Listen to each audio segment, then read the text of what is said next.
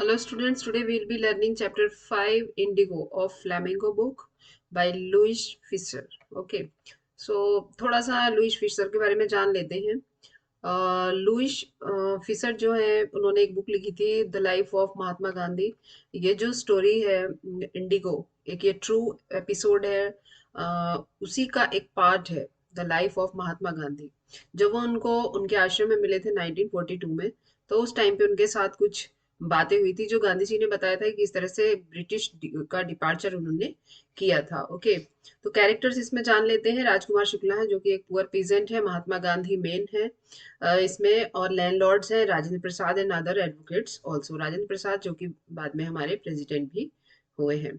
तो Rajkumar Shukla had gone to the December 1916 annual convention था, वहां पर वो गए थे लखनऊ में, जहां पर वो गांधी जी से मिले और उन्होंने अपनी प्रॉब्लम्स को बताया। गांधी जी ने पूछा उनसे कि आप कहाँ से हो। उन्होंने बोला मैं बिहार चंपारण से हूँ, और उससे पहले गांधी जी ने चंपारण के बारे में कभी भी सुना नहीं था। ओके, तो वो उनकी फर्स्ट मीटिंग थी इनके साथ। उसके बाद वो बताते हैं कि कैसे एक्सप्लॉइटेशन किया जा रहा है ब्रिटिशर्स के द्वारा, ब्रिटिश गवर्नमेंट के द्वारा। और पीजेंट जो है उनकी कंडीशन बहुत ही खराब है।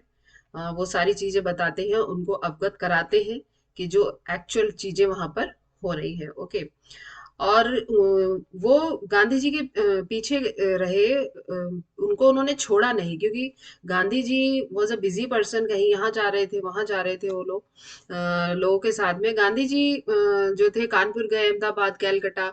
उसके बाद फिर गांधी जी ने देखा कि ये मेरे साथ ही साथ है, इसका मतलब प्रॉब्लम कोई बहुत बड़ी है, इसीलिए ये मेरे साथ साथ है। तो कहते हैं अच्छा ठीक है, तुम वहां पर आ जाना, पटना आ जाना, फिर हम वहां पर चलेंगे। और वहां से फिर वो मुजफ्फरपुर और उसके बाद वो चंपारण पहुंच जाते हैं। और जो सीधे वहां पर राजेंद्र प्रसाद के घर लेके जाते हैं, वहां पर उनके सर्वेंट्स हैं, वो सोचते हैं कि राजकुमार शुक्ला तो एक पीजेंट है ही, वो साथ में गांधी जी को भी एज अ पीजेंट ही ट्रीट करते हैं, और उनको वहां से अपने वेल से, कुएं से पानी नहीं लेना देना चाहते, क्योंकि उन्होंने उनको एक अनटचेबल कम्युनिटी से सोचा था। ओके, उसके बाद उन्होंने गांधी जी ने डिसाइड करा कि हम मुजफ्फरपुर जाएंगे और हमें डिटेल्ड इंफॉर्मेशन लेनी है। ओके, कि चंपारण में शेयर क्रॉपर के साथ एक्चुअली हो क्या रहा है, उसके बारे में हमें फुल नॉलेज होना चाहिए। इसीलिए वो वहां पर जाते हैं और टेलीग्राम भेजते हैं जेबी कृपलानी को, और स्टे करते हैं वहां पर वो मलकानी जो कि एक गवर्नमेंट टीचर है उनके घर पर। ओके, फिर Gandhi ji British official commissioner से भी मिलते हैं, और वो कहता है उनको कि आप यहाँ से छोड़ के, तिरहुत को छोड़ के एकदम चले जाइए। गांधी डिसओबे कर देते हैं इस चीज को, और वो मोतिहारी जो कि कैपिटल है चंपारण की, वहां पर बहुत सारे लोग आते हैं और उनका स्वागत करते हैं, क्योंकि उनको धीरे धीरे ये न्यूज़ जो थी वो स्प्रेड होने लगी थी कि उनका कोई मसीहा आ गया है, उनको उनके पेन से, दर्द से छुटकारा दिलवाने के लिए।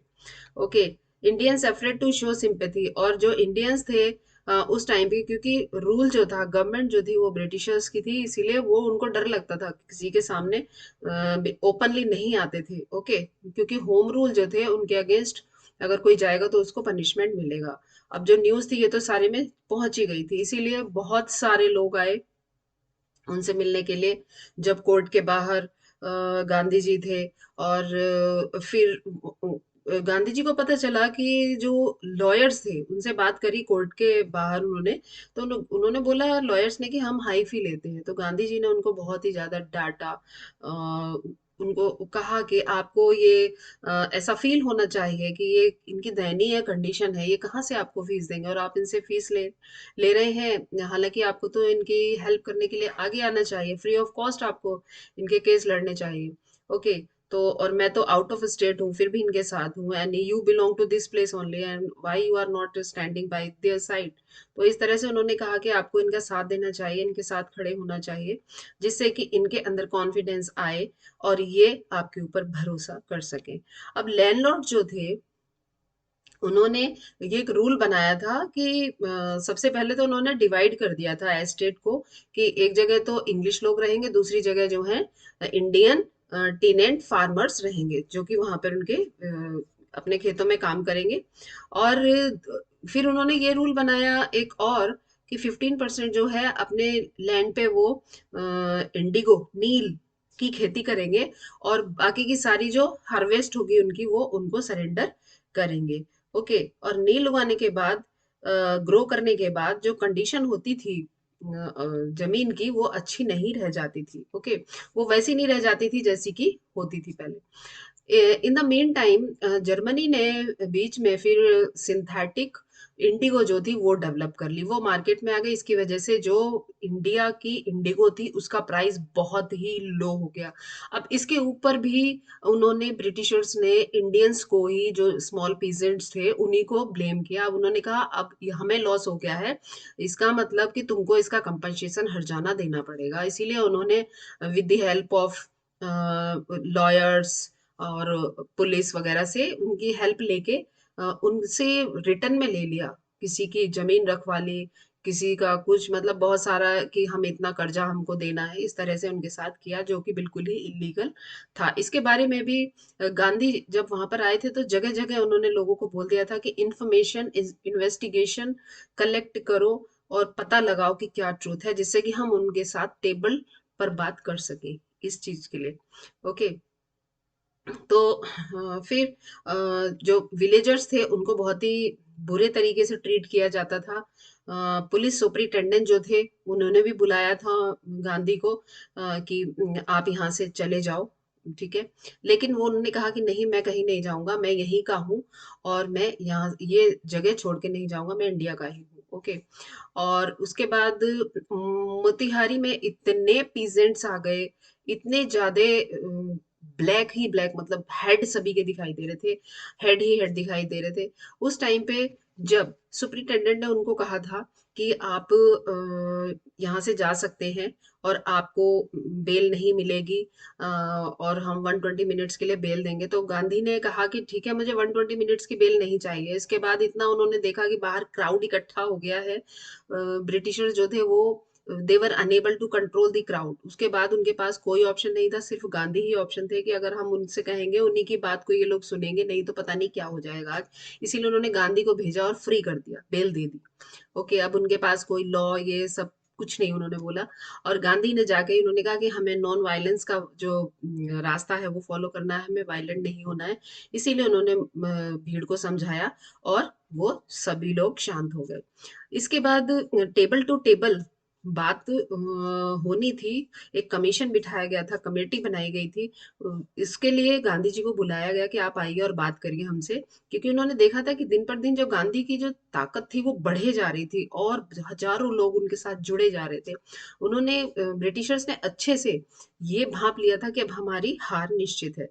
इसीलिए उन्होंने कहा कि ठीक है, आइए बात करते हैं। जब बात की उन्होंने तो गांधी जी ने सोचा कि मैं अगर इनसे 100% जो मनी है वापस लूंगा तो ये शायद मना करेंगे, इसीलिए उन्होंने 50% की डिमांड करी। हालांकि ब्रिटिशर्स यही सोचे बैठे थे अपने दिमाग में कि हमसे 100% मांगा जाएगा। ओके, जब 50% उन्होंने मांगा गांधी ने कि रिफंड करें आप जो ये पीजेंट्स हैं, पुअर पीजेंट्स हैं, तो उन्होंने फिर 50 का भी हाफ कर दिया, कहते नहीं हम 25 देंगे। अब यहाँ पे गांधी जी की जो सोच थी वो ये थी कि इनको, इनका प्रेशर कम करना है, इनकी जो पोजीशन है उसको हमें डाउन करना है और लोगों में एक मैसेज देना है कि हम जीत गए हैं और इन्होंने एटलीस्ट कुछ तो सरेंडर किया, कुछ तो किया। अब इनका जो एक्सप्लॉइटेशन है पीजेंट्स के ऊपर वो कम हो जाएगा। इसीलिए गांधी ने वहां पर अग्री हो गए। ओके, फिर गांधी ने सोचा कि अब मैं एक बहुत अच्छा मैसेज चला गया, क्योंकि ये जो लड़ाई थी, जो बैटल थी, ये एक इनजस्टिस के खिलाफ थी, एक्सप्लॉइटेशन के खिलाफ थी, कि हमारे कंट्री में आके हमारे ही लोगों की जमीन पर उन्हीं को किराएदार बनाकर उन्हीं से वो इंडिगो जबरदस्ती वो ग्रो करा रहे थे और फिर उनको सारी की सारी हार्वेस्ट उनको देनी पड़ती थी एज अ रेंट। ओके, इस चीज से वो छुटकारा दिलाना चाहते थे और वो चाहते थे कि ये जो हमारे पीजेंट्स हैं वो इंडिपेंडेंट बने, एस्टेब्लिश्ड हो, और किसी के ऊपर डिपेंडेंट ना हो। इसका एक एग्जांपल मैं देती हूँ। यहाँ पे एंड्रयूज थे जो कि, जिसको हेल्पफुल कहा गया है यहाँ पे। लेकिन कुछ लोगों ने कहा गांधी जी से, जब ये ब्रिटिशर्स जाने लगे और ये लोग हार गए और जो जीत थी वो सत्य की हुई, और तब उन्होंने कहा कि नहीं, तुमको किसी की सपोर्ट की बिल्कुल भी ये नहीं लेनी है, और तुमको किसी के ऊपर डिपेंडेंट नहीं रहना है, सेल्फ रिलायंट रहना है, आत्मनिर्भर रहना है। अपना आपको पता होना चाहिए मेरे क्या अधिकार हैं, और मुझे कौन एक्सप्लॉइट करने की कोशिश कर रहा है। ये सारी चीजें जो है आपसे दूर रहनी चाहिए, और आपको सेल्फ रिलायंट रहना है। इसके लिए उन्होंने कुछ उनके जो थे फॉलोअर्स थे उनको बुलाया, जो कि सोशल वर्क किया करते थे, जैसे महादेव देसाई हो गए, नरहरि पारिक हो गए। और उन्होंने इवन अपनी मिसेस को भी बुलाया, अपने बेटे को भी बुलाया गांधी जी ने, जिससे कि हम कुछ स्कूल खोल सके अपने 6-7 विलेजेस में। उन्होंने 5-6 स्कूल्स खोले, और वहां पर उन्होंने उनको प्राइमरी एजुकेशन देना शुरू करी, और डॉक्टर को बुलाया।